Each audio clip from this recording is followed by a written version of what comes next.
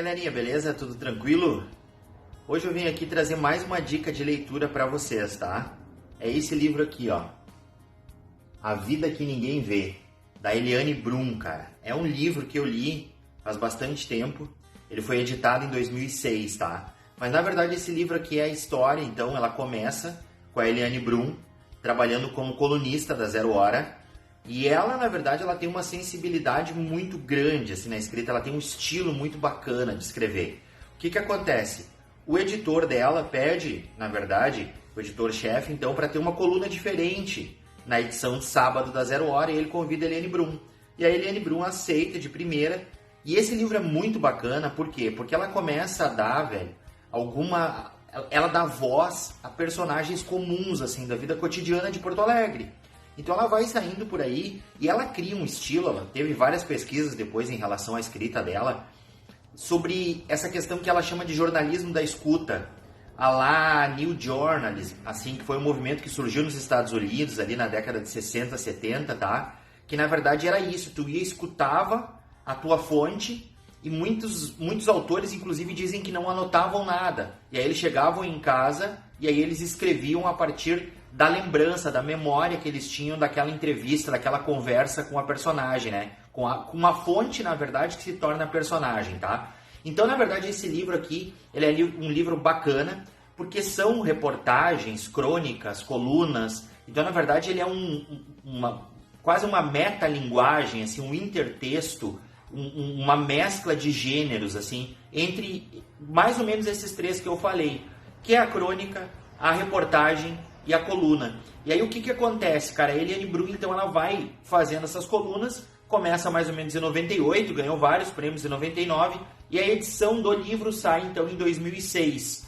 Inclusive, no prefácio aqui, o cara que era o editor-chefe dela, ele diz que quando ela saiu, na verdade, que ela foi... Hoje ela é escritora, escrevia no El País também, em algumas outras colunas e alguns outros jornais importantes do país. Ele até tentou trazer ela ou trazer outra pessoa para substituir, mas ninguém aceitou a tarefa, até porque era dificílima, né, substituir a Eliane Brum. Pois bem, então são vários textos, várias reportagens ou crônicas, chamem como vocês quiserem, o importante é que vocês leiam essa obra aqui, ó, A Vida que Ninguém Vê, tá? Então por quê? Em primeiro lugar, porque são textos de uma sensibilidade extrema.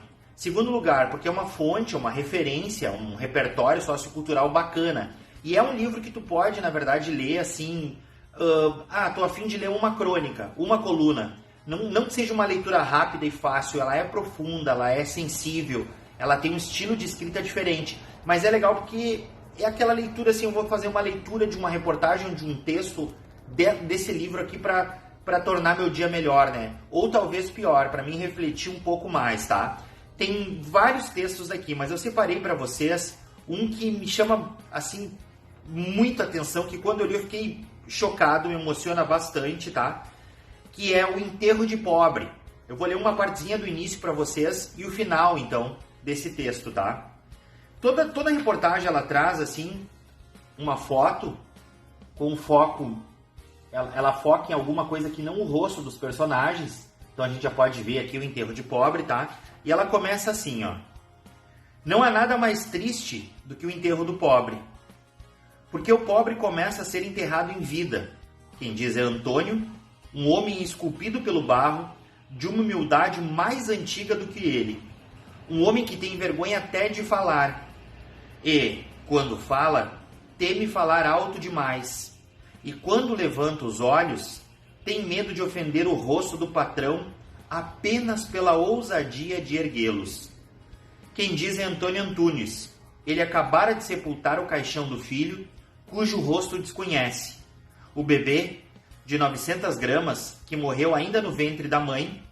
Antônio quis espiar a face do filho por um momento, mas a funcionária que foi buscar a criança na geladeira não deixou. Antônio tinha comprado uma roupinha de R$7 no centro de Porto Alegre, para que o filho não fosse sepultado nu, como um rebento de bicho. Mas não pôde vesti-lo.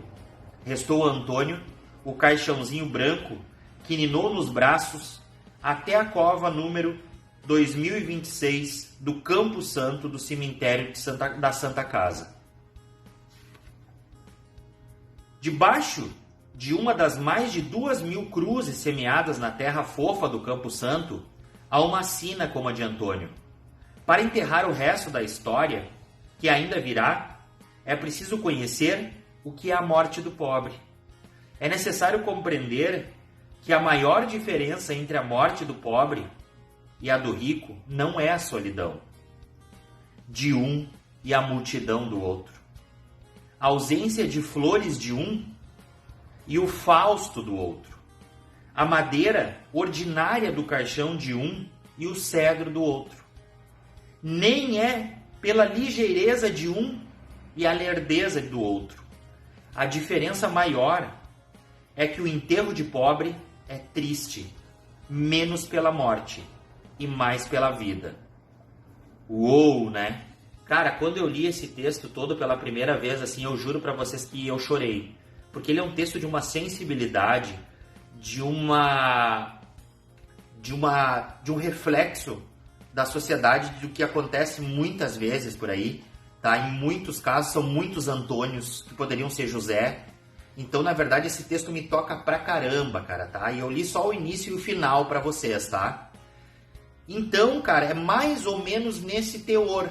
A Eliane Brum, ela vai caminhando, ela vai encontrando pessoas comuns e dando voz a essas pessoas, tá legal? Então, eu aconselho muito vocês a lerem esse livro aqui, ó, A Vida que Ninguém Vê, da Eliane Brum.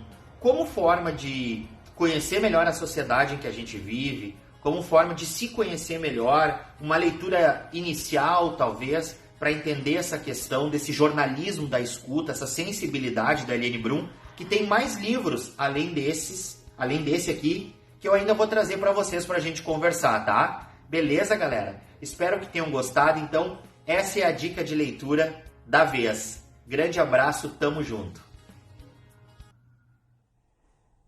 Bah, cara, sério mesmo, quando eu li, assim, o enterro de pobre, me deu uma, sei lá, velho, me deu um troço, assim, sabe? Me deu um... bah, sei lá, cara, me deu um... tive que esperar um pouco pra digerir esse bagulho. Não, sério mesmo, cara, sério, sério. É foda, o texto é diferenciado, assim, mas...